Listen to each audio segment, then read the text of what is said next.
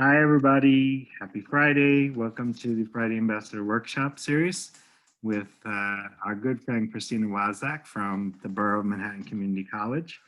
She is like the director of all student leadership programs at the Borough of Manhattan Community College, formerly of Brooklyn College. You may have met her at one of the conferences when we were live and in person. She's one of the more energetic directors, coordinators. What your director? No, at BMCC, I'm the Assistant Director of Student Activities and Leadership. She is a director, an assistant director. Oh, wow, we have a director. Yes, you do. So Christina is one of the more energetic members of our group. We also have a collective of student life coordinators and directors and coordinators that meet, and Christina is always involved. And we work several times on the CUNY Emerging Leaders Conference together. And I think we probably nominated each other for things over the years. And she's been kind enough to come and do workshops for us, even though she has a busy schedule at BMCC. And she was even part of our retreat last year when we did it virtual. So I'm going to let her take you on a journey about leadership and love. And wow, that's like, and it's Friday and it's not Valentine's Day, it's Halloween tomorrow, but okay. Uh, it should be a lot of fun. So let's give a virtual round of applause for Christine. All shy, they're all hiding behind. Some of them are cooking, just so that you know. It's okay. But I'm going to mute myself and Christine, you.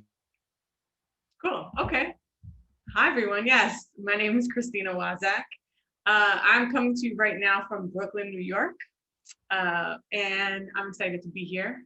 Thank you very much for having me. Thank you, Jason, for inviting me. One of the things that the virtual version of things has provided is more opportunities. So I wasn't always able to do these Friday workshops with the Academy because at BMCC, we actually have our own workshops. So for me to be there and then travel to Hostos, I couldn't do it. But here I am. Here I am with you live from Brooklyn, New York. So, so just a few things about this. So I am facilitating a workshop, which means I'm facilitating a discussion, I'm facilitating learning. I am not going to speak the whole time myself. I'll get bored. You'll probably get bored too. so, so definitely asking for participation. Now, what participation looks like for each of you can decide from the following options. One, you could show your video if you feel comfortable, if you're in a place where you're okay with showing where you're at, and you can use your audio. So you can speak using your audio. You could also do, as many of you are already doing, you can use the chat. So, when I ask a question or I say, hey, do you know, well, that's a question, right? So if I ask a question or look for any kind of participation, those are the different options. It's okay if you don't want to put your video up. It helps if you put it up because then I can see you, but also I do recognize that, I mean, I've been in meetings and workshops where people are at work, so they're listening, but they can't show their video. Or sometimes you have someone, like I said earlier, who, you might be in a place where you just don't want to show your video, and that's fine. Okay. So, I don't know about you, but like in the last few days, I'm thinking maybe it's because there's an election coming. I'm getting so many random phone calls, like Pennsylvania, Florida, California. I'm like, who are these people?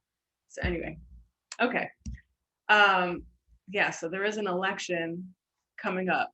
And the election that everyone talks about the most is for president of this country, but there are also lots of other elections happening. That's something that if you can vote, you should look that up if you haven't voted already. There are local elections that are happening. And I bring that up because I was talking about the phone calls, but also I am talking about this topic today with leadership and love. So the question that I have for you is, how important is love when it comes to leadership? So that's the overarching question, okay? But the question I want to ask you right now is, when you hear the word love, what do you think of? And you can speak up, you could put it in the chat, but when I say love, what's the first thing that comes to mind? Friendship. Friendship. Okay, thank you. And looking in the chat, yeah, I think it teaches love. Yeah, love is a necessity. Oh, the chat is going. Woo! All right. A bond, passion, love equals respect, love equals family, caring. Yeah. Thank you for that. Friendship, respect, family, passion, peace. Okay. And when I say love, oh, importance.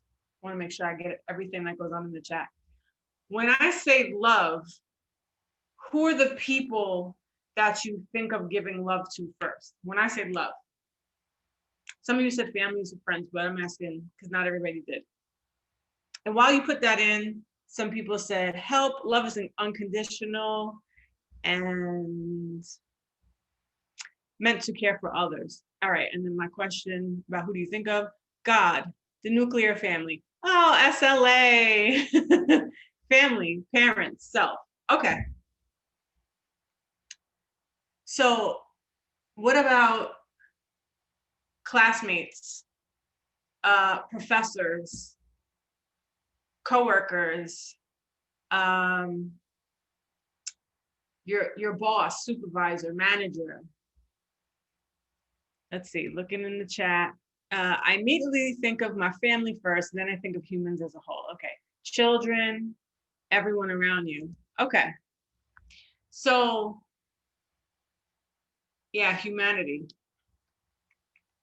So that is what we're going to talk about. We're going to talk about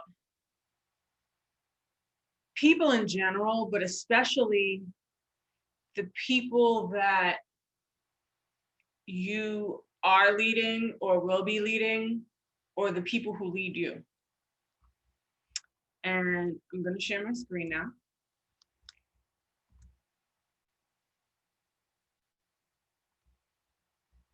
Okay. So the question is, how important is love in leadership? And so what I wanted to do first, when I was working on this was, I looked up love. I Googled definition of love. And this is what came up. None of this is what I'm talking about. An intense feeling of deep affection. A great interest and pleasure in something. His love for football. I love football too. A verb. So that was the noun, is the verb. Feel deep affection for someone. He loved his sister dearly, like or enjoy very much. Then I looked up the definition of giving love. So I was like, all right, maybe I need to word this differently. To give love, so this is what came up. To give love means so much more. To help someone is to put yourself in their shoes, to feel their suffering, their grief, their sadness as your own, and to make the person see that you're there for them. It's love in the form of a helping hand, a form of support. So this is actually more what I was thinking. So someone in the chat said helping, and so you see some words in here. Now, are there any words, like what is one word, you can put it in the chat, one word that jumps out to you in this definition? I'll even let you go 2 words. All right, Isabel says, I think love is the best word. All right, we got support, So yeah, supporting others. Grief. Okay. Feel. Mm-hmm. Give and support. Yep.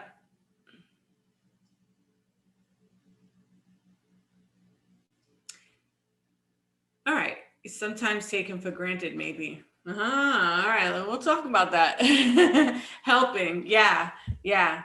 So, okay. So, what I also want to talk to you about is like, why did I come up with this topic? All right. In the chat, when you have love, you help the people who need help. Yeah. And sometimes that's not easy. So, maybe about 5 years ago, I went to a conference and it was by an organization called A Call to Men. And it's about, so the organization works to combat violence against all women and girls by looking at boys and men and how they view different things and behavior and a lot of different things. And the conference actually ended up being a lot about love. And I was like, okay, wow. It was about people and men especially, people who identify as men, how they give love to each other, how they feel, recognize their feelings, express their feelings, who they express their feelings to. And one of the quotes that I had never heard until then, and I've heard it numerous times since, was hurt people hurt people. So people who are hurt, they hurt other people. And that made me think like, wow. So sometimes, or most of the time, when people are coming at you about something, it has nothing to do with you. It has a lot to do with them. Or look at it from like your perspective. Sometimes when somebody it bugs you or you don't like somebody, sometimes it has nothing to do with them and it's about something that you have internally. And we'll talk a little bit more about that. So at the end of the conference, we had to have an action item.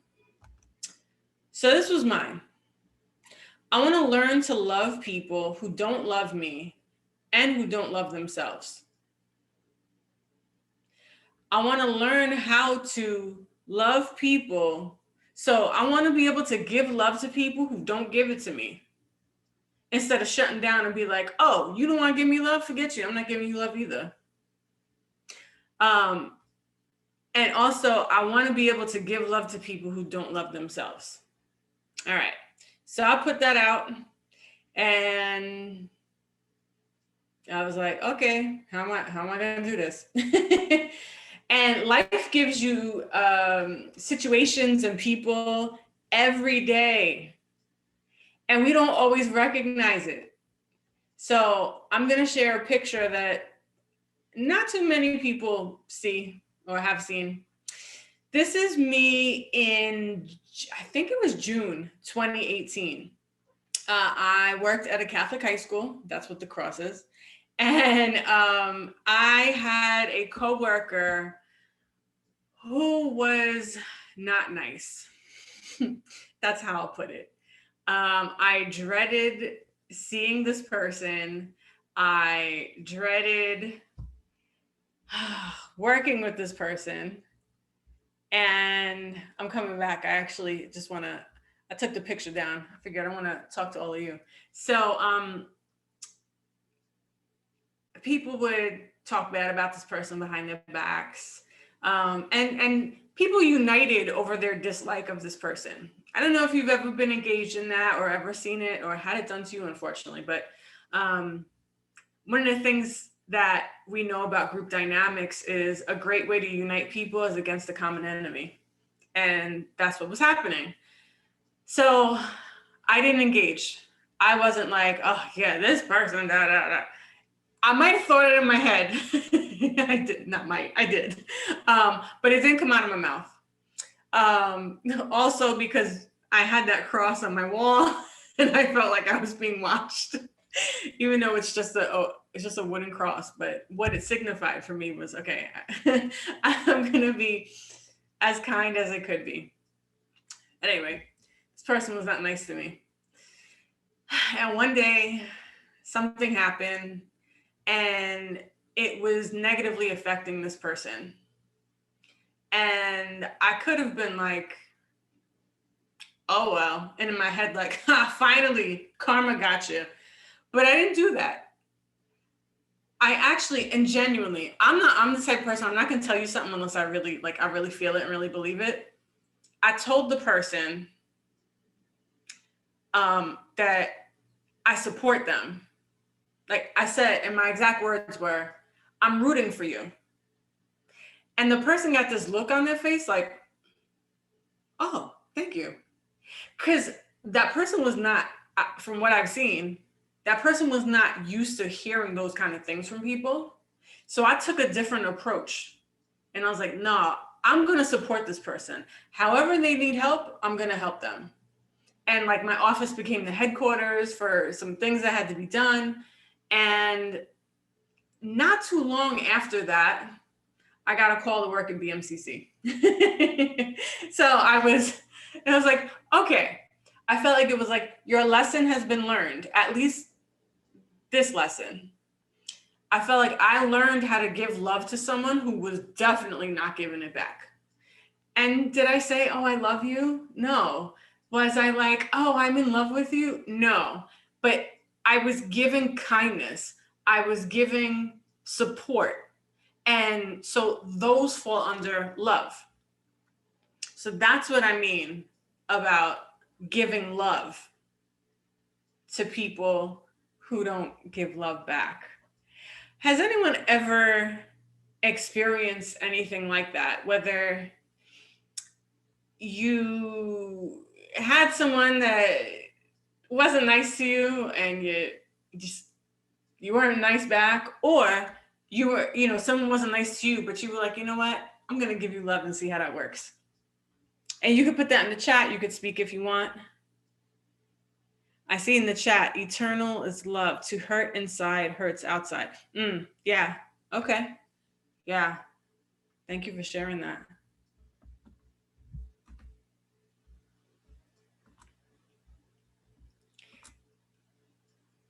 So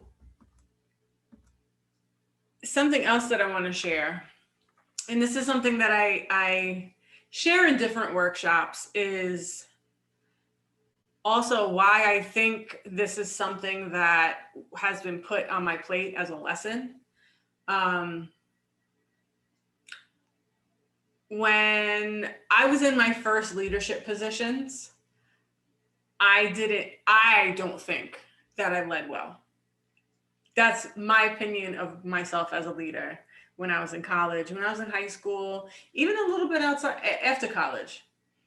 I was nice to people, but my leadership style was kind of aggressive and dominant.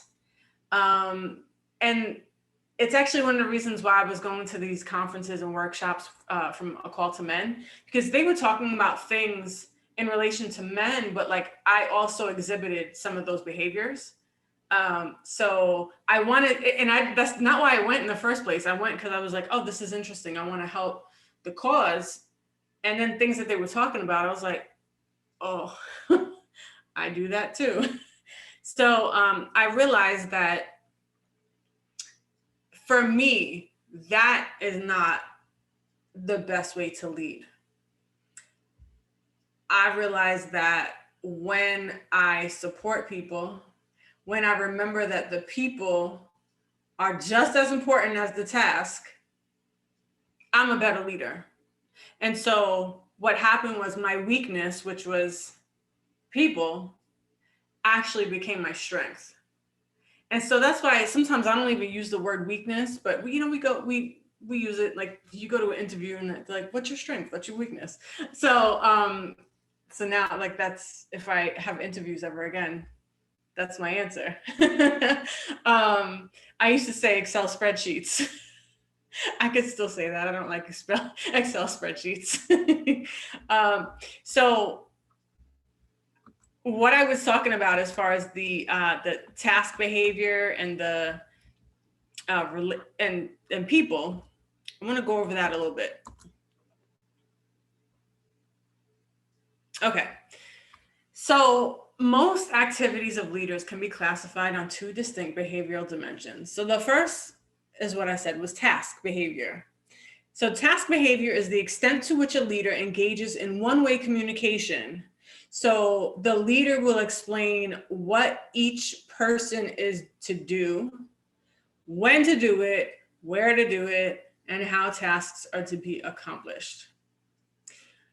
Now, in another workshop I do, so there is a situational leadership model, which says that task behavior is actually okay depending on the experience and professionalism and maturity level of a person.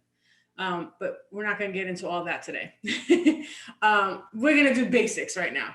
So task behavior is focus on the task. Relationship behavior, so that's the extent to which a leader engages in two-way communication by providing emotional support and facilitating behaviors. So what that might look like is, hey, we have to move this furniture from this room to the other. It's two chairs and a table. How about are you okay with moving the chairs? All right, and can I get two people to volunteer to move the table? So it's a conversation. It's not, okay, you're gonna move the chair, you're gonna move a chair, and then the three of you are gonna move the table, and you're gonna do it right now, and you're gonna move through that door. So one it's one way, and the other one is more of a conversation, and everyone is included in it. So for me, I'm very good at task behavior. All right, let's go. We gotta get this done. All right, you got it. All right. But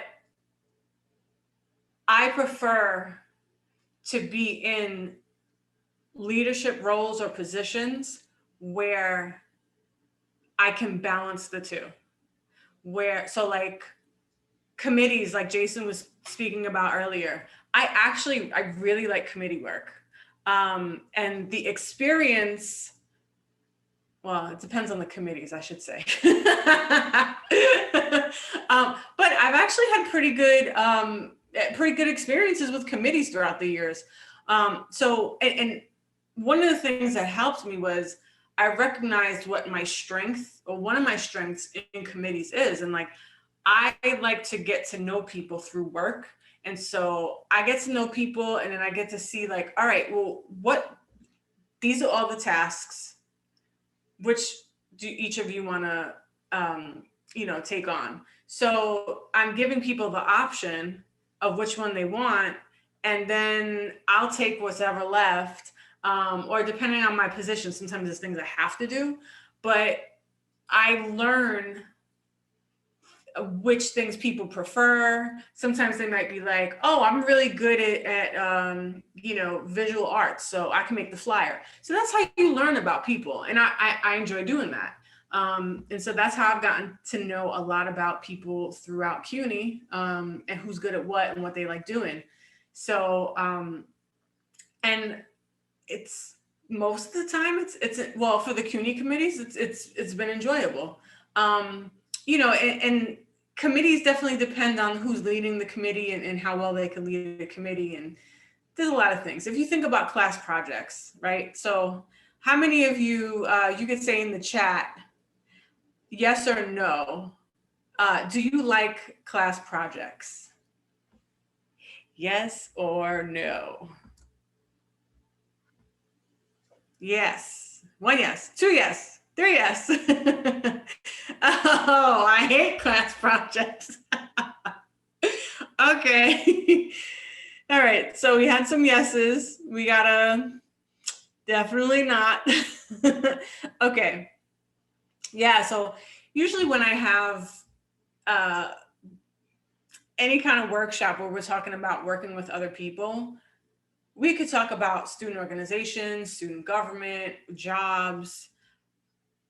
But when we talk about class projects, all right, in the chat, I like because we learn about each other.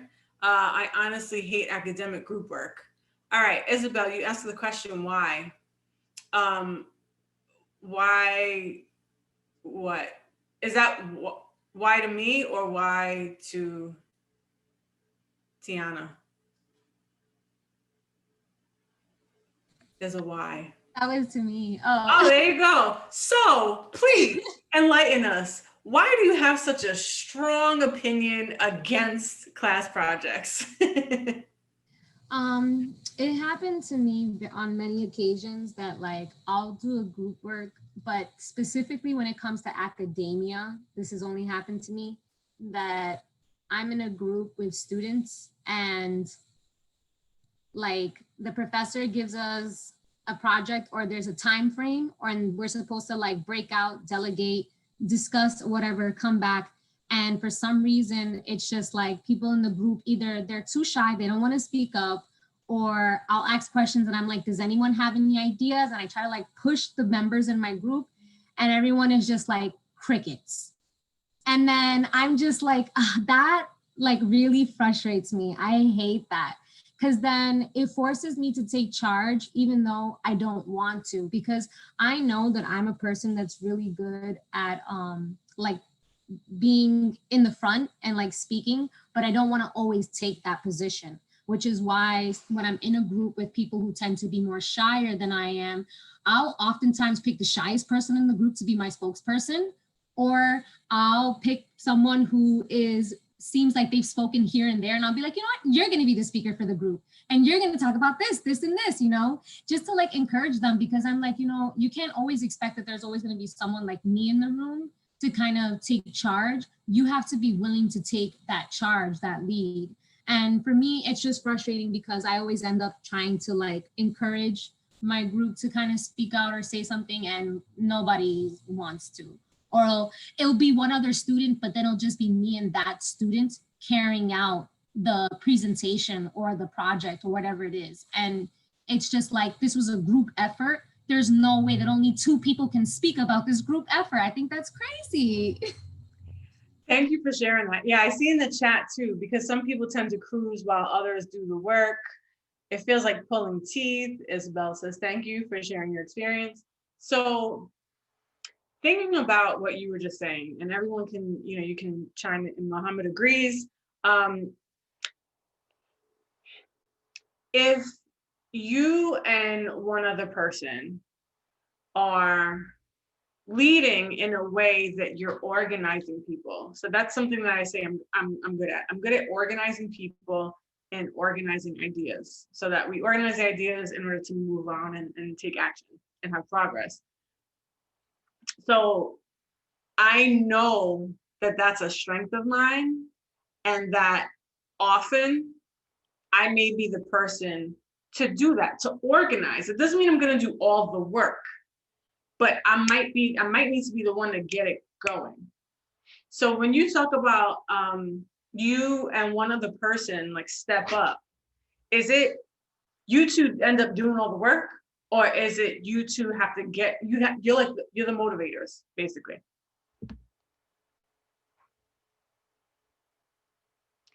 This is the only reason why. Just looking in the chat. Yeah, so anyone else, if you want to share, yeah, okay, so you end up being the motivators. Okay.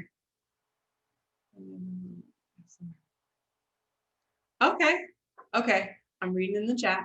And yeah, so sometimes I'll say, so like at BMCC, I don't have to be the one all the time. Sometimes, especially now, we'll have a Zoom meeting and I'll be over here taking notes. And I do that because if somebody asks me, like, oh, hey, Christina, what did we say about da da da? I'm not gonna remember. So that's why I take a lot of notes. So then I end up being the note taker. Oh, is anyone taking notes? Yep, I am. Okay. And I know that's what I'm doing. But some other meetings, there are other people and I know, oh, well, this person's here, they're probably going to be taking notes and they're going to lead the brigade, and that's what happens. So it depends on the mix of people, and part of that is getting to know people. So, so thinking about these situations, so class projects, how can you give love to the people in your group instead of being frustrated by it, thinking, oh, here's a great opportunity for me to give love to others. And I'll say, so there's something else that every once in a while I go to. There is a Buddhist meditation center in Brooklyn that now they have workshops online, and they talk about this actual topic, how to give love to people. And so in the last workshop I was in, definitely somebody was talking about politics and how if you believe strongly in certain things and then you have someone who's the total opposite, how do you give love to those people? And that was a conversation. But I said to the presenter, I said, oh, so are you saying that, when somebody frustrates me, it's actually, I should be thankful for that person doing whatever they did, because it's another opportunity for me to give love to someone instead of being, oh, he's so frustrating, I'm tired of him. La, la, la. No, instead it's, oh, he frustrated me. Why did he frustrate me? All right, how can I help this situation? How can I give this situation love, and how can I give him love? And the presenter was like, yeah, pretty much. And I was like, oh, okay. So, so I talk about this topic with all of you, and I have experience with it, but that doesn't mean I'm perfect at it. I have my moments where I gotta check myself sometimes. So sometimes I think and I go, oh, I probably could have handled that differently, So with your class projects, so I see. Oh, thanks. You like my nail color. So with your class projects, because you still have them, right?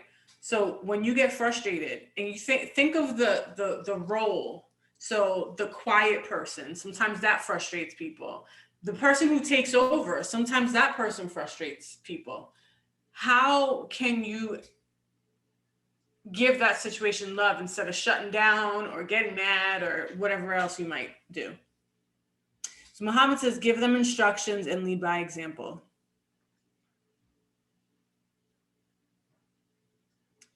Give them instructions. So that means that you would take on the leadership role. Muhammad, are you comfortable with that? And you can either. Yes. Yeah. Hey. Okay. Okay. So do you mind if I ask you a couple more questions? No problem. Thank you. Okay. So when you're in a class project, in a group for a class project, what role do you tend to take? Is it the leader role? Well, it depends.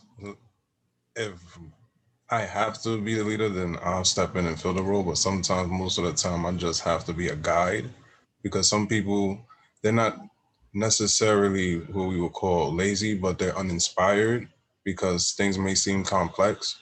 But if you give them a diagram or simple step-by-step process that they can follow, then it's easier. So if they get stuck at one part, you can focus on that part and have them progress. Now, if I'm stuck in a problem like I had in English, where we have 2 days left and nobody has started their draft, then things is a little bit more hands-on, I would say. And thank you for sharing that. Have you had any leadership roles besides like class projects, or have you had any before? Yes, I have. Okay. Like what? Do you mind? Okay. So You don't have to share if you don't want to. no, that's fine. Okay, thank you. So for example, on Sundays, I'm a sheik in my temple. And so sometimes I have certain people come to me with certain questions about history or about life. And one of the first things I have to do is put myself in their shoes and see their experience before I can actually comment. I have to listen first, observe, seeing where they're at mentally and emotionally, so I can actually give them information that they could use in the present. Sometimes you don't want to be badgered about your situation, but you just want to be helped. Yeah, thanks for sharing that. So so has there ever been a time with a class project or with any kind of group that you felt like you should take on the leadership role, but you really didn't want to? Oh, yes, of course. Okay, so how do you handle that? Do you take it on, or what do you do? I deal with the reality of the situation. Okay. So, of course, I'm human. So I'm like, oh, I really don't want to do this. Is there anybody else that can do this? No. Okay, well, the project is still due and I still need my grade and I still need to pass. So, okay, you handle this portion, you handle this portion. Oh, you're slacking on this portion? I'll take this up, but you have to do this.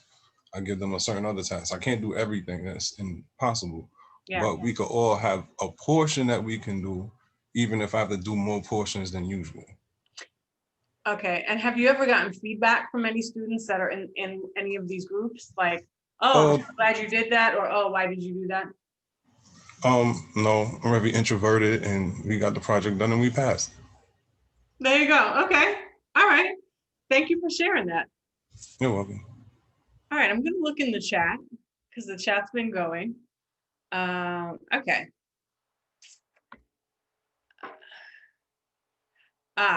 Okay. So I like to say I need to do instead of I want you to do. Oh, I would like to hear more about that if you don't mind. Because you're changing your words. It's the same message, but you're changing the words that you're using. And so it's being taken in a different way. Yeah, it's not what you say, it's basically how you say it. So basically what I do is instead of telling them, oh, can you do this? I usually tell them, I need you to do this. So it could actually feel that it's their initiative instead of actually me giving them the initiative. So it's like, so then they actually looked at it a way that they're helping me, which at the end of the day, we're helping each other. Yes. Yeah. Thanks for sharing that. I used to be a little more commanding, and so again, the situation sometimes calls for that. So sometimes it's all right, we got to get this done. And like I said earlier, it depends on the situation. But I tend to ask more. So, hey, would it be okay if you take care of blah, blah, blah? Oh yeah, sure. I think sometimes there might be an understanding that, like, especially with a job, like, yeah, I gotta do it. But I have conversations with staff where it's like, I'm asking, like, yeah, it has to get done, but I am asking because you might be heading to a meeting, you might be heading to lunch, you might, whatever the case is. So like, if I don't ask, if I just say, hey, I need you to do this is what it is, there might be some information that I'm missing. So, and that's happened before.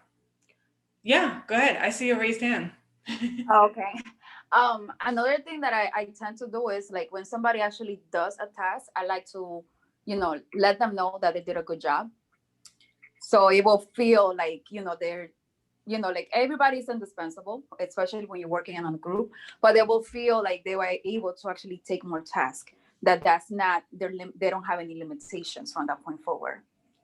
Yes, and thank you for saying that, because appreciating people, it's saying it, but also showing it. It's very important. And I wasn't always good at that, but saying it genuinely. Not like, I know I need to say this because then it'll make people feel better, so I'm just gonna say it. Saying it and meaning it.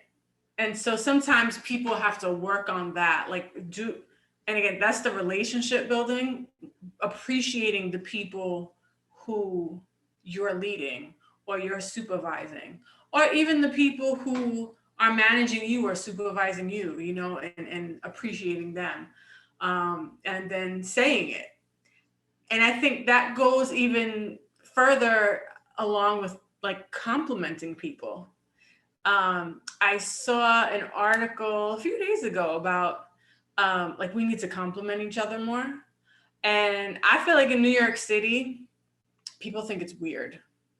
And so I compliment people, and I'll be on the train and I'll see like somebody's nail color, or sometimes, it'll be in the morning, I'd be on my way to BMCC on the train, and somebody's makeup would just be like, I mean, the colors for like the hair color, the skin tone, like the colors that the woman used were perfect. And I gotta tell her. There was someone who had a suit and tie on, and it was beautiful. I love a good suit and tie, and the pocket square. And so if you think on the train, a lot of people have music or podcasts or whatever, they got earphones in. And so if you tap someone on their shoulder or their arm, immediately you get like, what's happening? Why is this person touching me? So sometimes I'll wave at them because I don't want to bother anybody. And then I'll say like, hey, I just wanted you to know, I think your suit and tie is perfect. Or like, that lip color is perfect on you. I keep saying perfect, but, or it looks so good on you, whatever it is. And they get like, it goes from like to, oh, thank you. Or like, I told somebody, his braids were perfect. His braids were they were so nice. And I was like, your hair looks great. Whoever did it, definitely, they put a lot of time and effort. And it just genuine. I'm not going to stop someone and tell them something just so I can be like, I gave someone a compliment. It's like, I feel it, So I think that even, and you got to be careful when you're complimenting people's looks, especially like on the job. What you say. So let's talk about complimenting people's work. Like that event that you planned, it went really well. You did a great job. Or that flyer you created. I'm not that good at that. So I'm glad we have you because you're great at it. So looking at people's skills, and also sometimes somebody works on something and they're like, yeah, I just threw it together. But then you compliment them on it, and it's like, oh, maybe I should do more of it. And they find something that they're skilled at, because you said you gave them a genuine compliment. So, and that's part of giving love to people, even people, so that there's someone who is higher up at BMCC who is a great speaker, like this. And it was, I knew this before I worked at BMCC, but now to work at BMCC, and so I get more opportunities to hear this person speak. So there was an event and the person spoke, and I sent the person an email and told them that it was just like, I appreciated what you said, especially this part. And so I think that that's something that, it's a good habit to get, to have as part of your routine. I see a hand raised. Yes, Mustafa. Would you compliment someone even if you don't think that they did a good job? No. No, that's a quick no for me. because I'm not going to tell you something just to say it. I said that earlier. It's got to be, for me, it's got to be genuine. So if someone didn't do a good job, so let's think of I don't know why I keep going to flyers, because that's something I'd rather other people do. So if someone creates a flyer and you don't think it's good, you could say something like, okay, this is a good start.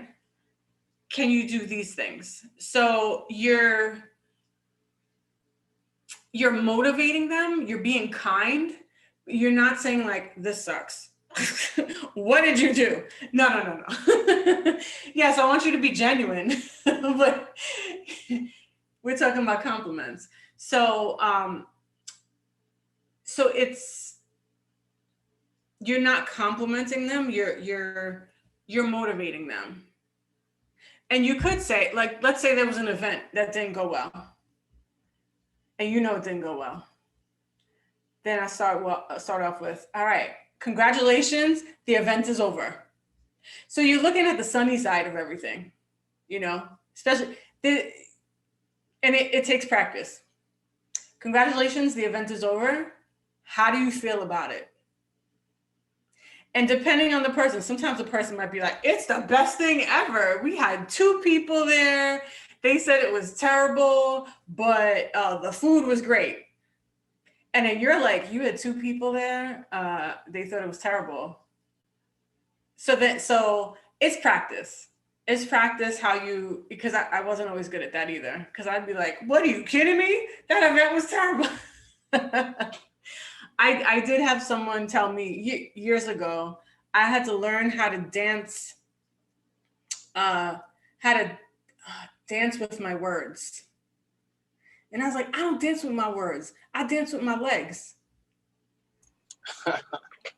Yeah, so don't do that. So I share this though, because I want you to know that, like, let's say you're not good at it now, you can work on it. And for me, what it was I think there's a certain comfort in that. There's a certain comfort in telling someone like, yo, if they ask you like, how was that event that I just threw? Just like, yo, that was kind of awful. I mean, I don't think there's anything wrong with that. They're asking you for your opinion. I think that the best type of leadership is leadership that's straightforward and, like you said, genuine. I like that. I like that first answer that you said right off the bat. No, that's how you got to keep it, I think. Okay, that's how I was.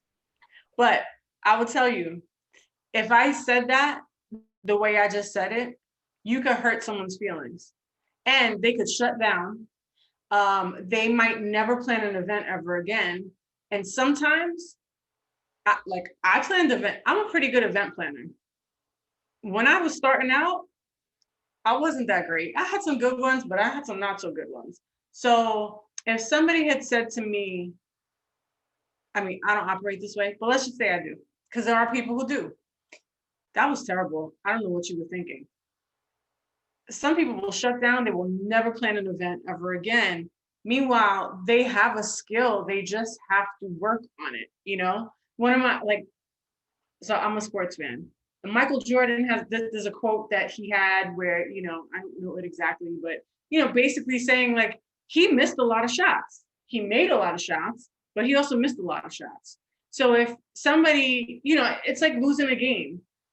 If somebody says to you like, oh, your team is terrible. Okay, so I'm a football fan, American football. I'm a Jets fan.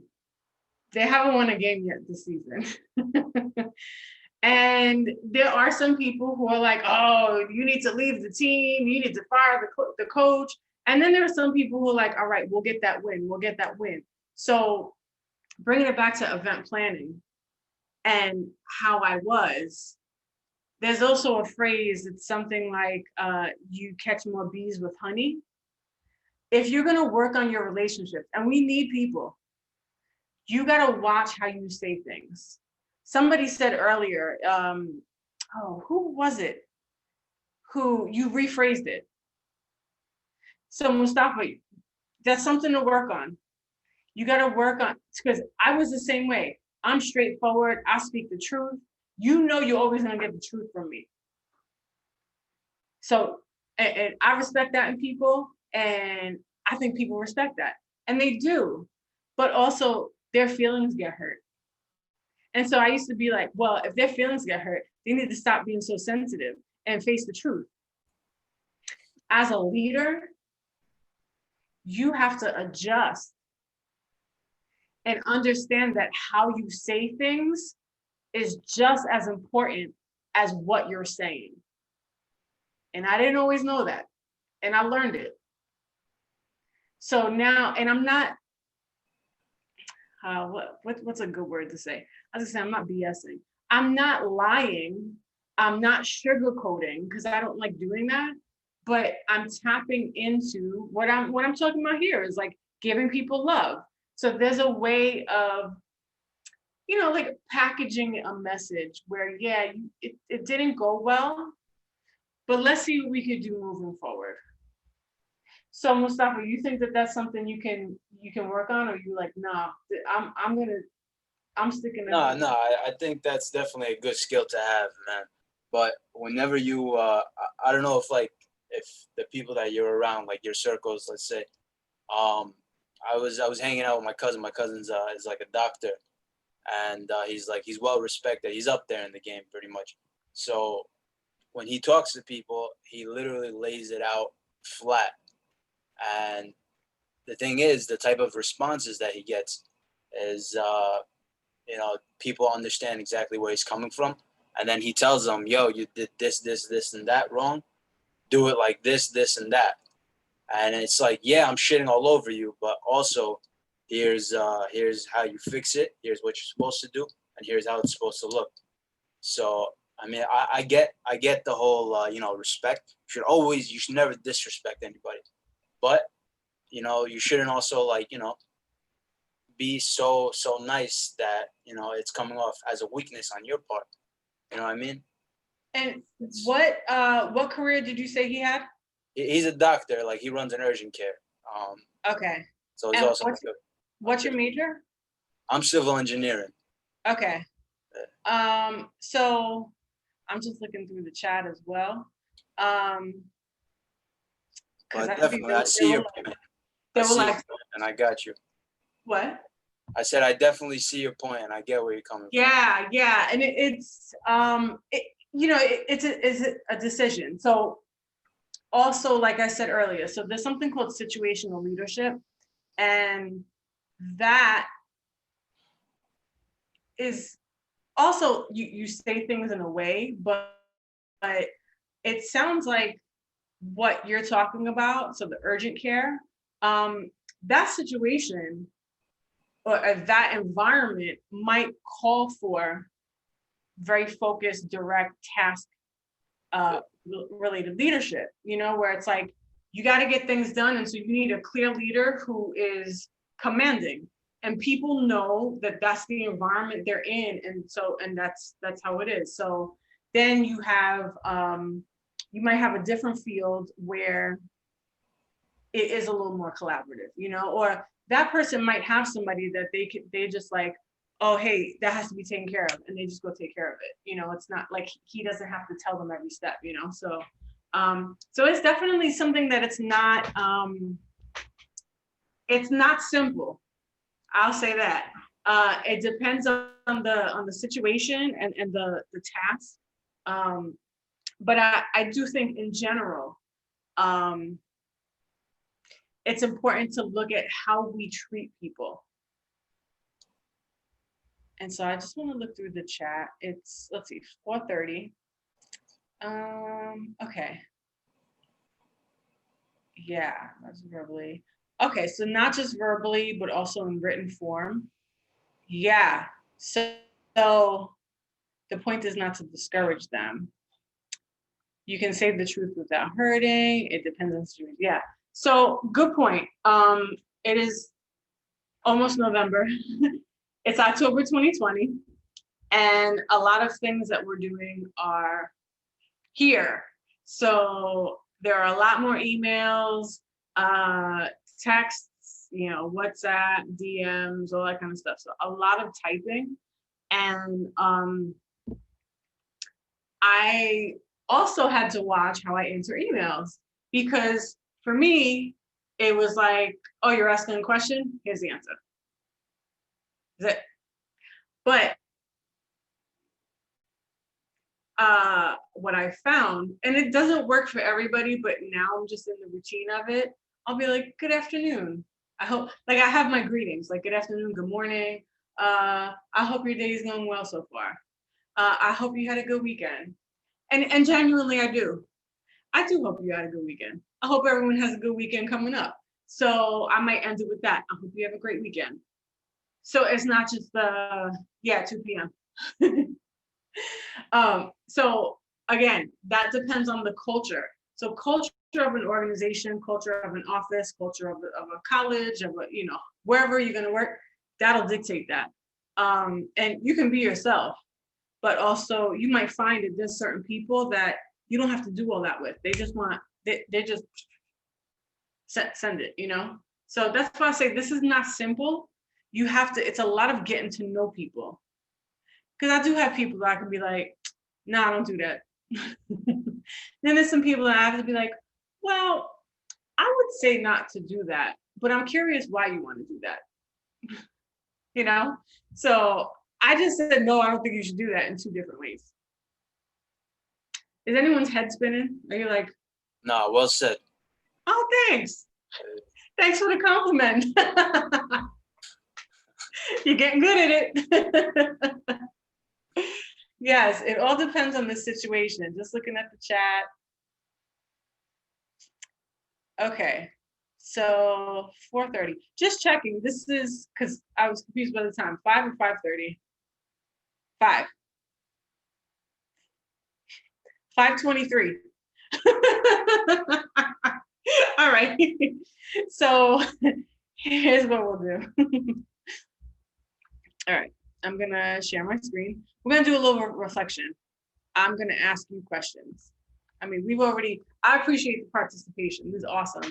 I always, and I told you, I don't say anything unless I really feel it. I always enjoy coming here, whether it's through Zoom or in person. So, okay. So here's what we're going to do. So the reflection I have here, it asks, so I have a few questions, but we're going to do the first 2. So the first question for you is, and you can put it in the chat, what is one characteristic in people that you find challenging to work with? So you can think about, class projects, work, student organizations, friends, family, but really think more about like work environments. So whether that be a job or it be school, what is one characteristic in people that you find challenging to work with? And don't say, I don't like when people are annoying. Okay, what is it that annoys you?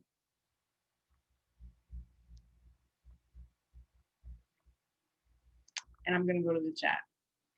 When people are disrespectful. When people don't have direction. Someone who is super pessimistic, just negative about everything. Rudeness. When they think they know it all. Repeating without accenting. Inconsiderate about everything. And then know it all. Okay. The know-it-all. Oh, when they say I know. When they say I know after everything, I know. Okay. So you can, if there's anybody who didn't answer that, you can still go. I'm gonna take the questions down, but we'll get back to that. All right. So let's talk about this know-it-all. Because a few people put that, or when somebody says that they know everything, what makes it difficult for you to deal with them. Like, so when somebody acts like they know it all, they think they know it all, why is that difficult to deal with? So basically, the know-it-alls kind of people, the only issue is that it's very hard to work with them because they are so fixed with their own mindset and perceptions that, it's just so difficult to basically for them to see like any other perspective of any other situation or circumstances. So I think that becomes very difficult because, for them, they are, smartest of all and nobody else is as smart as them. And, it has to be their way basically. So that's not how you work, whether you're in school, teamwork, project, or anything for that matter, even in family for that matter. And it's very hard when somebody's very fixed with their own ideas and they don't want to learn anything new. Their cup is basically just full. Okay, thank you. And I see in the chat, you can't talk to them. You can't teach someone who's closed-minded since they know it all. So why do you think they act like they know it all? Why do you think do you think that they think they really know it all? Overconfident. Okay. Just reading in the chat. So someone who acts like a know-it-all could be overconfident, confident, sorry. They want power or control. Sometimes it's a superiority complex. So they think they're better than you. They're controlling. Are there any psychology majors in here? So, yeah, let's think about this a little more. If you have somebody who comes off like they know it all, I know it all, I need to be in charge because I know it all. What might be another reason why they're acting that way?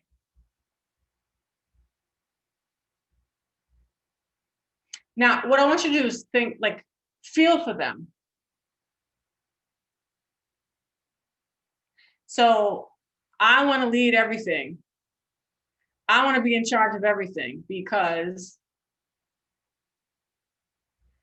they want attention. They're dealing with trauma in a negative manner. They're impulsive, they're impulsive, they have low social cues.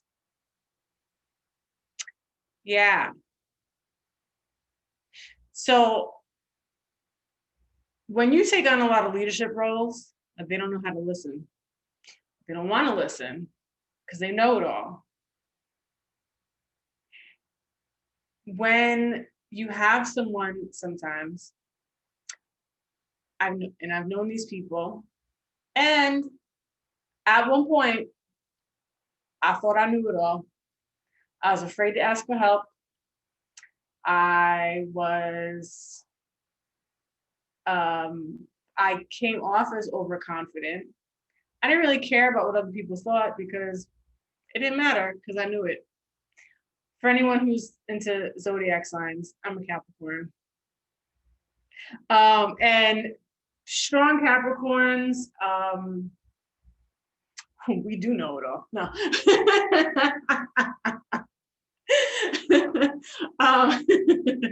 We're always right. No. So, right. So you got to get over that, right? Because you're not always right. And you don't know it all. So you want to feel important. And sometimes if you take on leadership roles, you feel important. And it's covering up it could be low self-confidence, low self-esteem, lack of self-love. And so if I take on these leadership positions, that means I'm important. You're important even if you don't have those leadership roles. But if you don't know that, then you want to control people. People are attracted to power. I mean, you can look at countries around the world and how some people get elected Sometimes it's about policies or what people think they can do for the country. And sometimes it's you're attracted to how powerful that person comes off as, and you want to be like that. So that's something to think about, is when somebody is annoying you or makes you feel frustrated. Think about what is it that they might possibly be dealing with. Now, don't be like, hi, are you dealing with low self-esteem and that's why you were, don't do that. You're not that therapist. It's an internal thing. So like I had somebody who I worked with a long time ago, and I didn't like her. Why didn't I like her? Because it had nothing to do with her. She made me feel uncomfortable and she made me feel inferior. And I was competitive, I was aggressive, I told you. So like, I felt like I had to be in charge, and I had to show that, I'm the stronger one, I'm the stronger personality. I get what I want. For what?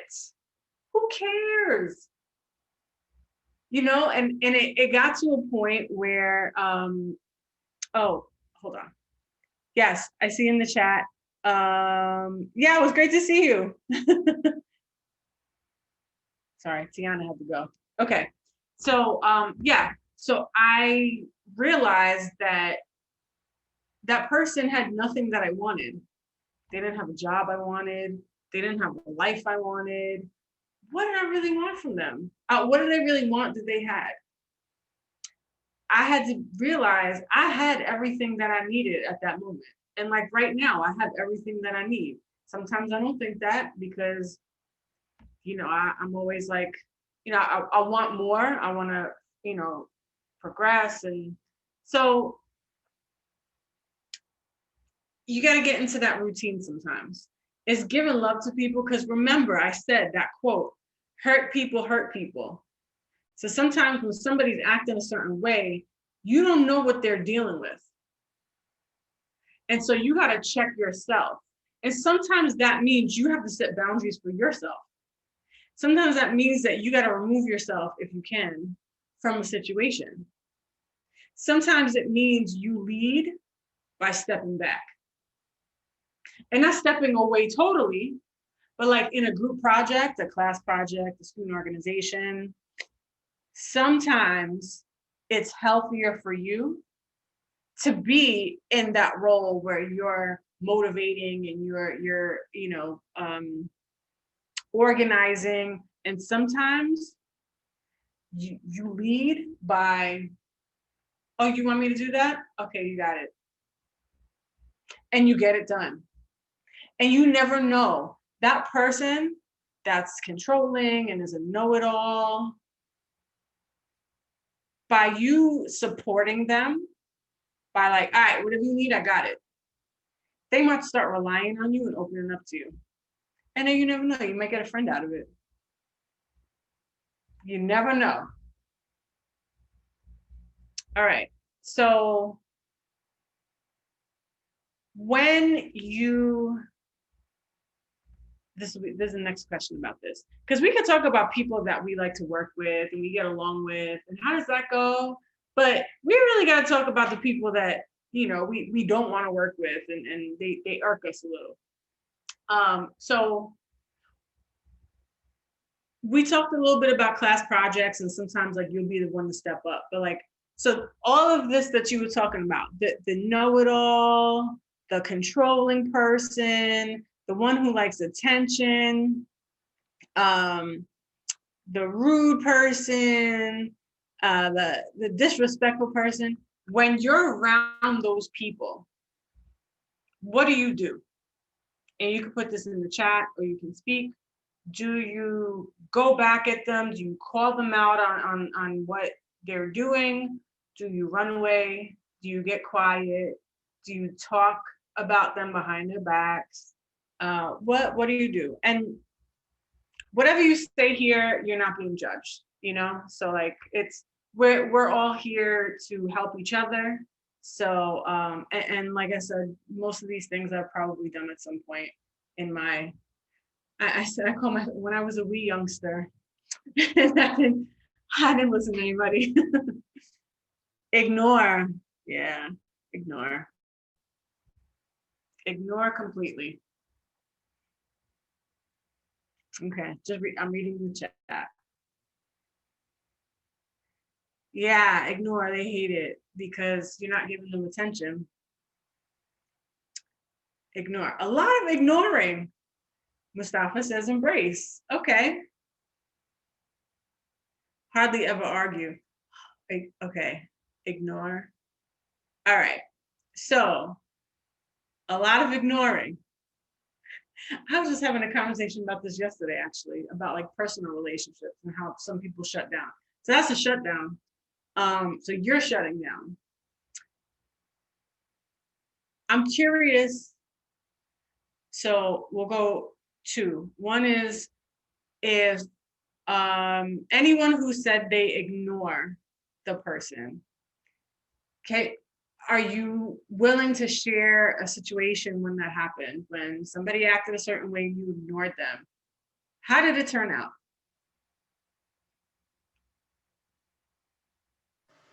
Well, I'm not gonna share the whole situation, but what I did was I just completely ignored them, and they went their route. They decided to do, the opposite of what we actually discussed in the group, and they shot themselves on the foot. And then at the end of the day, they're the one that look back. So. Okay, all right, thank you for sharing that. Do you think that they learned anything? I hope so. Okay. Sometimes they don't. Yeah. Because sometimes when they actually know it all, it has to do also with being so narcissistic and being told that their whole life that they actually believe it, that they do know it all. Yeah. Sometimes there's no helping people, and that's when you gotta remove yourself from the situation if possible. All right, thank you. And then I see Mustafa said embrace. Do you feel comfortable sharing, maybe like, have you had a situation where you did that and how did it go? Yeah, I got a story. Okay. Story time. Let's hear it. I mean, I think I've been known sometimes to maybe be a little bit inconsiderate or something like that. But definitely another time. A lot of times, if someone is coming off like that, all these different adjectives, then it's kind of like, all right, no doubt, you want to play this game, let's play this game. So what you do is kind of like, I think you kind of call them out on it. You kind of touched upon that a little bit earlier. So someone comes up to you and they're talking all this stuff, and then you get into it a little bit more. You see where they're really at with it, and then something will either crack where they won't know what they're talking about, or they will know what they're talking about, and you guys actually get into a deep conversation, and then something happens off of that where you guys can move forward together, or you guys will hate each other forever. So I think that going the embrace route is a little bit more like, it's a little bit more brave, but it also yields like better results.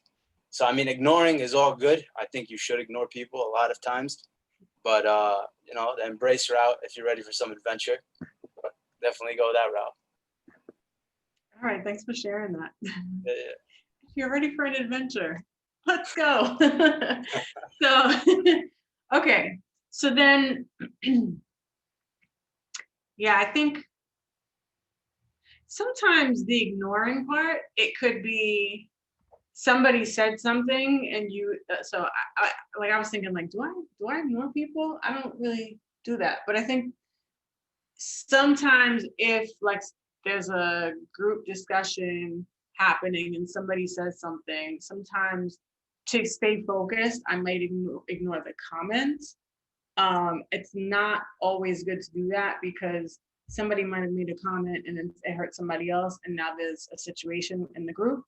So then you have to handle it or address it later. So usually like supervisors have to do that. Like outside, like, hey, I heard you make that comment. What happened? Like, where'd that come from? Oh, I just thought it was funny. Or, whatever the situation is. So leadership has it's discomforts, right? Like it's not always comfortable. Sometimes you have to address certain things or face certain things that you might not want to. Sometimes it's a conversation. Sometimes it might be something like you have to tell someone that you're cutting their hours or they're not getting any hours, things like that. That also takes bravery,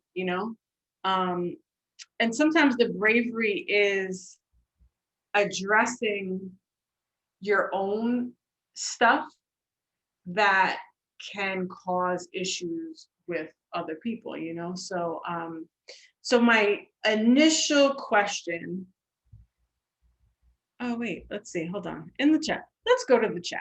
Okay. Is there some saying that says that you often knock heads with the person who you see as being very much like you? Yeah. So the person I was talking about, like from years ago, we actually were both competitive. And not until I started, I flipped it. I was looking at like, why is she doing that? Why isn't she asking me to do that? And instead I was like, again, genuine. She's actually really good at this. And she's good at that. If I worked with her, with my skill in this and her skill in that, we actually would be a good team. I got to get over myself first in order to work with her. And when I left that place, I think we were in a good place. I wished her well, genuinely. But that took work for me because, yeah, sometimes there are things that you see in someone that you don't like, and you have those same things. So I've had that for sure. So bringing it to the overarching question, if you recall, I'm going to bring it back up for you.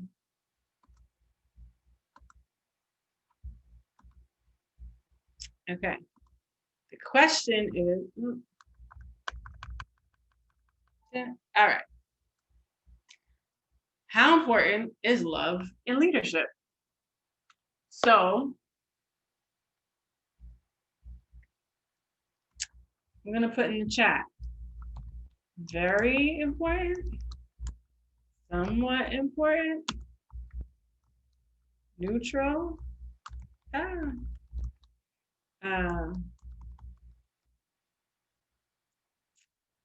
What's the rest? Not. Okay. All right. I think that's right.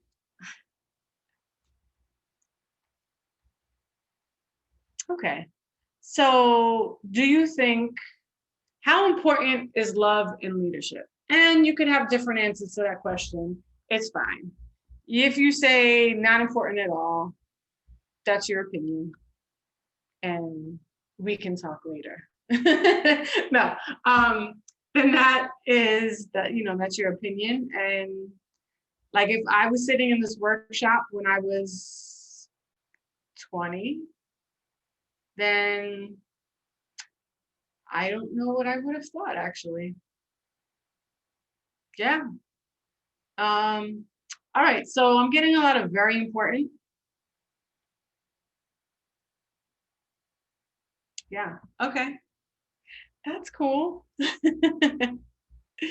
All right, so very, very, okay. Yeah, so you have a sense of belonging. Thanks for being so active in the chat. I appreciate it. So bringing it back to it, there's a question. Let me see what my shirt says. Is love, respect. My shirt says love, empathy, compassion, inclusion, justice, kindness. There wasn't respect on the shirt, so I guess not. No, I'm saying. Is love, respect? Okay, so that's the question in the chat. Does anybody want to answer that? I gotta know in the chat.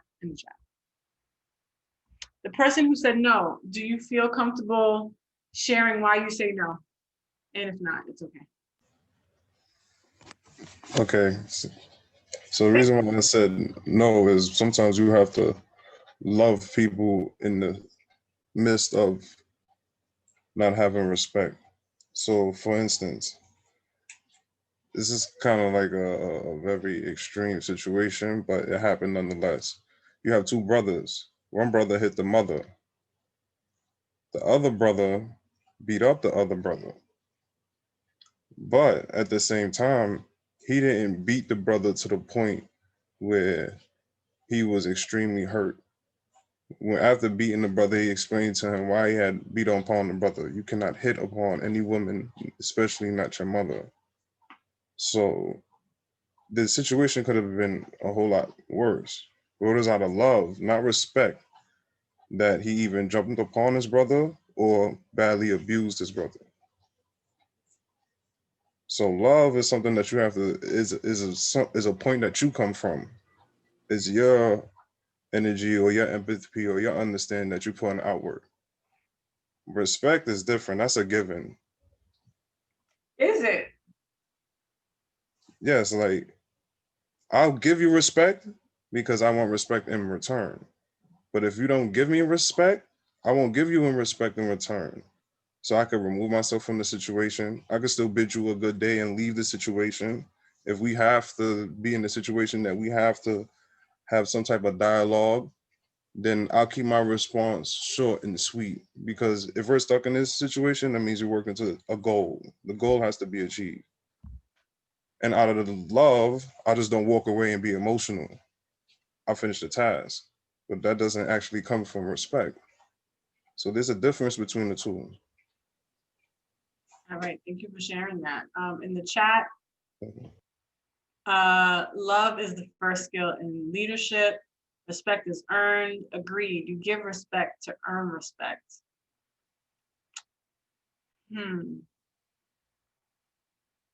How do you know if someone respects you?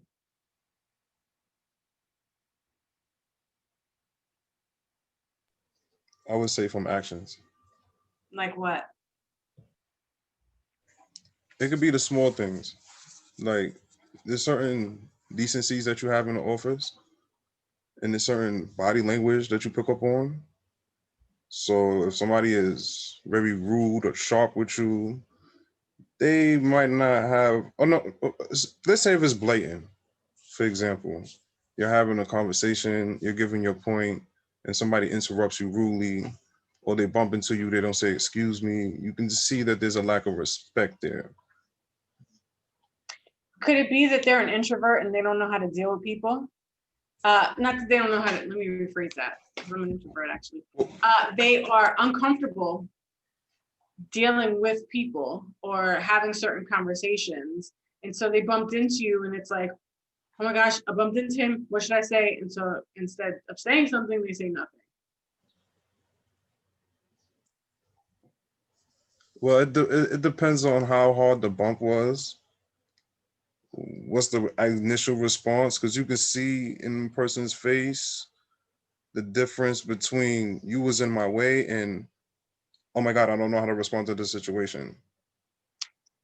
So you make me think of the train. The train is not a work environment, but I noticed when I first started working at BMCC that, or I remembered, how about that, that I am an aggressive MTA user. I take a bus and 2 trains, and if you hit into me, you get the like, well, not anymore. I try, like I actually, so this was something I had to work on, because I would give them the look like, why are you hitting into me? And right off the bat, it's, you hit into me because you're being disrespectful and I'm coming at you. And sometimes the people would not say anything. And if I think back, sometimes it wasn't that, like, you know, they were doing it because they were trying to hurt me. It was, you know, someone bumped into them, they bumped into me, and then they didn't realize what they did. Yeah, like in the chat, what if the train suddenly stops and it wasn't their fault? So my initial reaction was like, why are you bumping into me? Like there were at least one time I remember, but I think there were two. I was on the way to work and I had to get off the train because somebody elbowed me in my back, and the train was crowded and my energy was such that I was like, let me remove myself from the situation because I'm now aggressive. So if somebody else bumps into me, not that I'm gonna start throwing fists, but if they hit me, like if they hit into me again, I'm gonna hit into them too. You know, so it's like, so that's something I had to, you know, you don't wanna be hitting into people or anything. It's, yeah. So it's like when someone steps on your sneakers, it wasn't like they did it to do it, especially when you have some fresh kicks and they're white. Oh, and somebody steps on them. Yeah, and you're like, why did you step? So I bring all that up because sometimes it's not about respect. Sometimes, again, it's like, and that's why I asked the question, like, how do you know if someone respects you?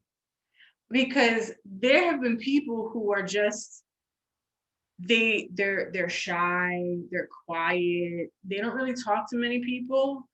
And then you find out like they have this immense respect for you. And it's like, really? I didn't think that. Or it might be someone who's in an upper leadership position who the way they lead is very direct, like we were talking about earlier, and it comes off as disrespectful. Damn, that's so disrespectful. And then you leave the job and it's like, you know, you were one of the best employees. I have a lot of respect for you. I like the work that you do, and da da da da. And it's like, what? Who are you talking about? So I feel like it's, again, it's something that is not so it's not so certain. Like, what does respect look like? Like, I feel like if you're walking up to me and you're pushing me on the floor and taking my lunch, like, yeah, that's disrespectful.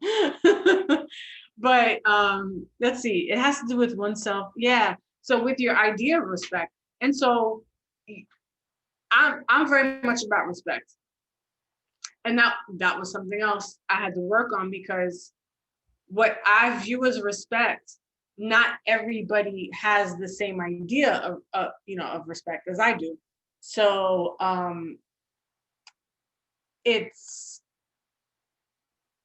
have to be comfortable with myself and know, like, I respect myself, and I know, like, there are people that I don't have a lot of respect for, but they probably would have no idea, because I'm not a disrespectful person. I'm not going to disrespect you. You might live some kind of life or do certain things that I have no respect for that, but I'm not going to be like, yeah, I don't respect that person. So, you know, I ignore them, or I'm, you know, it's, that's me. I see a hand raised. Yeah, I was just about to speak on that. So, like, when we was talking at the beginning, we talked about like how you have a respect for humanity, right? So I might not know if the old lady that I held the door for, who didn't say thank you, and like we live in the same building, every time I hold the door open for her, she doesn't say thank you. She just look me in the face and walk in. I'm not going to be like, well, that's it. I'm never holding the door open for her ever again. Matter of fact, no old ladies again, the door held open for them. I'm sour, I'm bitter. No, I open the door, that's just her response. But I would want somebody to do that for my grandmother. That's how my mother and my grandmother raised me. And that's just my ideal on my take in the world. It doesn't mean that like love is, like I said before, love is like a place that you operate from. Yeah, that's a great example because you will continue to open the door. But exactly what you said, I know people who would do that. Yeah, forget it. I'm not opening doors for anybody anymore. That's it. You're on your own. She never said thank you, so that's it. I'm not being nice anymore. So I'm glad that you don't, that you continue to do it. But that was a great example. Like you can feel like, oh, that's so disrespectful. But actually you never, she also might come from a time where like that's just what happens. And like I don't know if they thanked. It just might have been something that they're used to. So yeah, so you just, no matter what other people do or how they treat you, you have core values. You have your way of dealing with people and dealing with yourself. And that takes time to build up and to define. But it's like sometimes I'll see a quote where it's like, like you could be in a hurricane and you're still like, you're staying still, like things are going on around you and you're still being who you are. You might adjust based on the direction of the wind, but you're still being you. All right, looking in the chat, and then we'll wind it down. Whatever happens to passing it forward, everyone wants a reward for being nice. I would say not everybody. There are still people who are kind just to be kind, just because it's part of your nature. I know for me, when I'm kinder to people, when I'm spreading love to people, I feel better.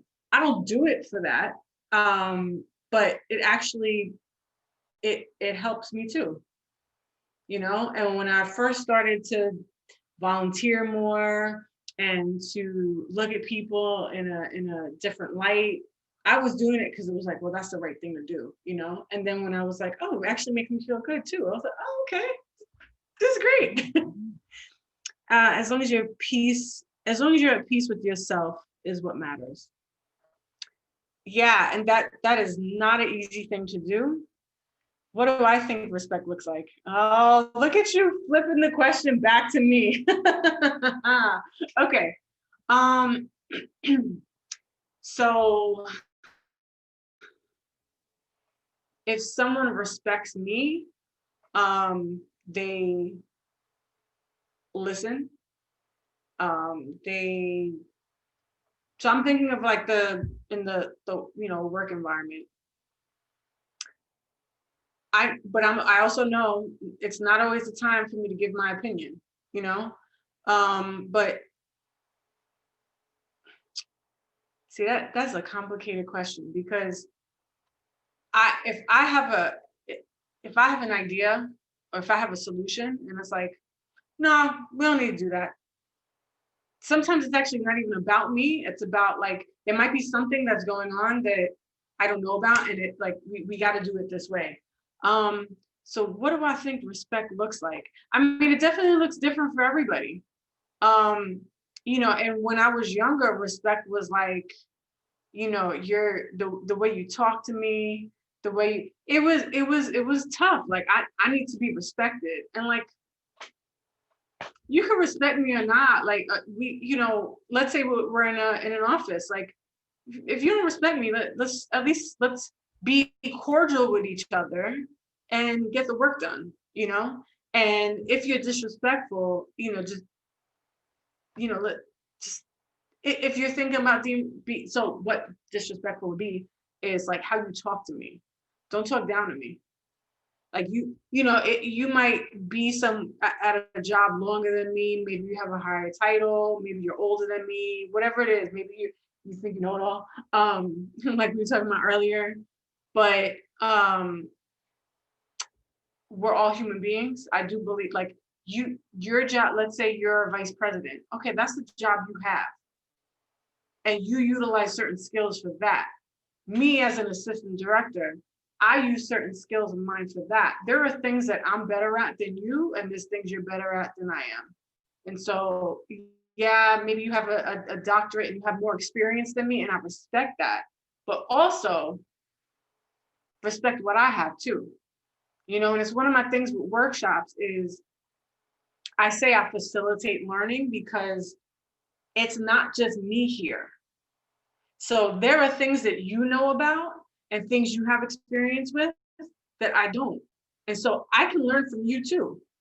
You can learn from me. You can learn from each other. So it's multi-directional, and I have respect.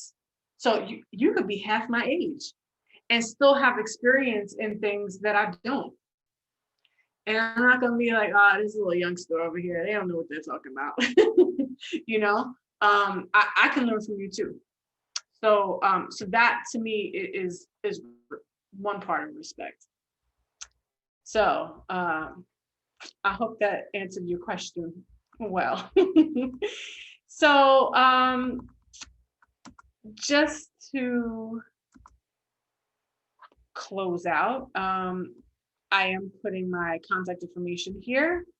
I am on Instagram, Twitter, not so much Twitter, but I'm on it. LinkedIn and Facebook. I also have my BMCC email address here. So we can stay in touch, and we can continue the conversation. If you want, you can reach out to me, you know, about anything. There's a few people who I notice here that we still speak, like Tiana and I will speak sometimes. So yeah, so I will, if you follow me, and I remember that, because you know, sometimes people will follow you on social media, or they'll request to follow you, and I'm like, wait, do I know this person? So as long as I know, then yeah, then I will accept and follow back, and then we can stay in touch. So that was my contact info. If you have any final thoughts or questions, now would be the time. And I see a raised hand. Mustafa. Yeah. So that, I mean, I didn't mean to put you on any type of spot or anything like that. Oh no. That's a pretty good answer, man. I like, you got a little gangster in you, man. I like that. But, so do you. But yo, what I really like, what you really touched on, what I really liked was that it's very true. No matter what position you are in life, you should never talk down to anybody. You should never talk like you're better than anybody. Nobody on this earth right now is better than anybody else on this earth. So I love that you brought that up. And yo, I really do like your presentation. This is like actually one of my favorite ones so far, man. Absolutely, man. Give respect, get respect. I love it. Thank you so much. I really appreciate that. And I enjoyed it. I see in the chat. Thank you. You're welcome. You're welcome. Yeah, I enjoyed it. Like I said, so yeah, so this topic, this is like it's an ongoing process.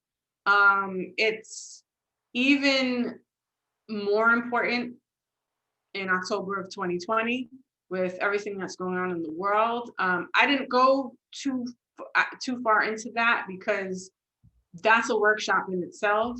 You know, when it comes into politics and race and gender come into play and debates about all that, and when people are disrespectful to you based on your race or gender or sexual orientation or faith or whatever that might, you know, whatever it might be, that's a different conversation. So that's why I said, you know, we'll keep it to like class projects where it's about the task. Because when you go into these other topics, that's a different conversation. You know, sometimes you have to reach out to you have to bring other people in, and you know, it's definitely a different conversation, because sometimes giving love to other people, to do that is to step away. Sometimes it's to engage in the conversation and direct them to someone else. You know, it's, and that's definitely that's a tougher conversation to have. You know, so it's something that I've engaged in with other people of different beliefs, and not always easy. So you know, so I think it's definitely important, and it's no matter what happens on Tuesday and after, you know, that's still going to be a conversation. You know, for me, it's how do I put love into this world where hate is being, I feel, it's multiplying. Like hate is the cooler thing to do, you know, to spread hate and anger. So yeah, so we'll see how that goes. But I appreciate all of your participation and, you know, all the stories you shared. And now that you had this workshop and any other workshop you go to, I tell any attendees that you have a responsibility, because there are people in this world who were not in this workshop, so they didn't get this information. So we have each other, because we will have difficult moments where we don't want to give love, we don't want to give respect. And so that's one of the reasons I give my contact information, is because we could reach out to each other and be like, I had this situation, this is what I did, do you think I should follow up, da, da, da. You know, so we can do that, because there are people who did not get this information, so they don't know how to do what we talked about. And you'll have your moments as well. And so will I. And so will Jason, right? So yeah, I want to thank you again. And Jason, thank you so much. Thanks for having me. Christina, thank you for being here. Actually, I heard some things that made an impression on me. And we just had a conversation today where I didn't even think about the fact that, you know, it bothered me that somebody had said, you know, you can grow into this and we can help you to grow into this. And my response was, I'm pretty happy being this that I am. So you want to grow me because that's something that somebody else might want to do. That's great, but it shouldn't be forced upon me. I have a role. I enjoy my role. I like what I do. I value what I do. I think I'm valued for what I do. Why do I have to grow into anything other than what I am?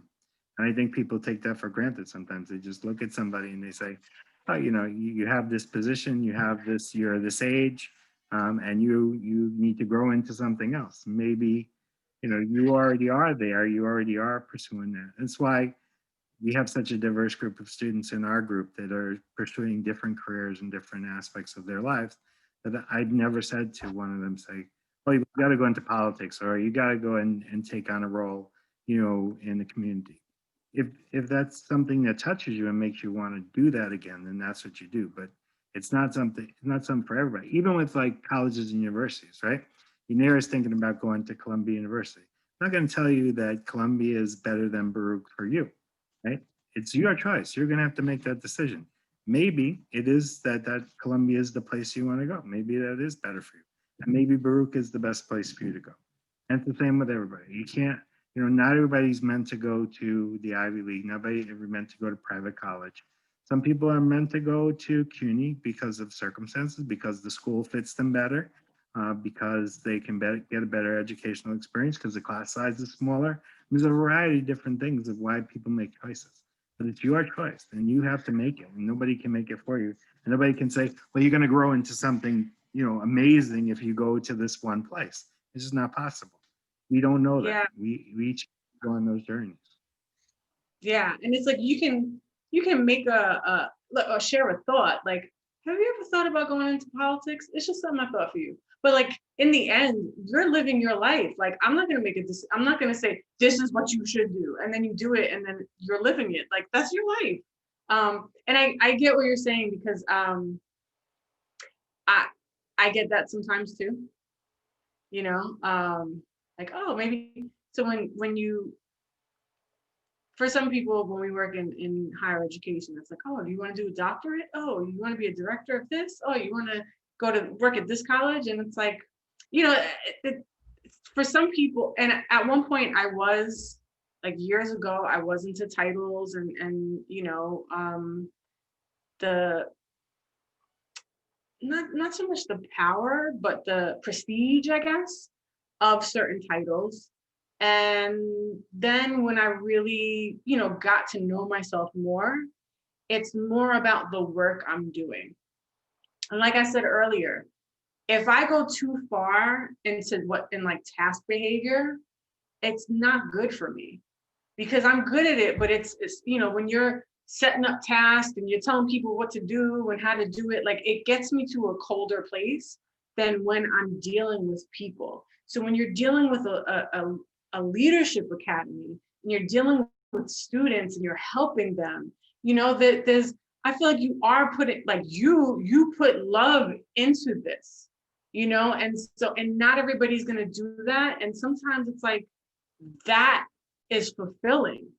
Like you don't need a high title or a Ivy League school. Like this is a great program. And so if you feel fulfilled and you feel like you're fulfilling your purpose on, you know, in this life, then go ahead. Yeah, I hear you. Anyway, let's give Christina a virtual applause, however we do that. I mean, hey, Ivy League's might be for somebody, PhDs are for people, or EDDs, whatever. Everybody does their own thing. That's it. So thank you again. You know, I really appreciate you donating your time. I knew you were real busy over there, but it's always nice to see you. You too. We're like, we have the same birthday. We do. Yeah, so we're both Capricorns, both the same day. Yes. There you go. I'd like to know what time. Do you know what time you were born? You don't have to tell me now. Yeah, 5:27 a.m. AM. Okay. All right. Cool. Yeah, I was born in a snowstorm. I was born a different year than you, so that's a different. 5:27. Do you know where? What city? Bronx. Oh, okay. Yeah, right. Yeah. This is I moved out of the Bronx. This is the first time I've ever been out of the Bronx in my life. Wow. I mean, like living out of it. Yeah, yeah. Cool. Anyway, I'm boring all my students. Good to see you guys. Love you. I'm glad you guys can make it. Have a good Halloween weekend. Stay safe. Don't do too much trick-or-treating if that's your thing. I think the governor's watching, so be careful. And we'll be back here next week to have another workshop. So thank you all. Take care. Have a great weekend. Thanks, Christina. You're welcome. Thank you. Bye, everybody. Thank you. Peace, everyone. Have a great weekend. Peace. Bye, you too.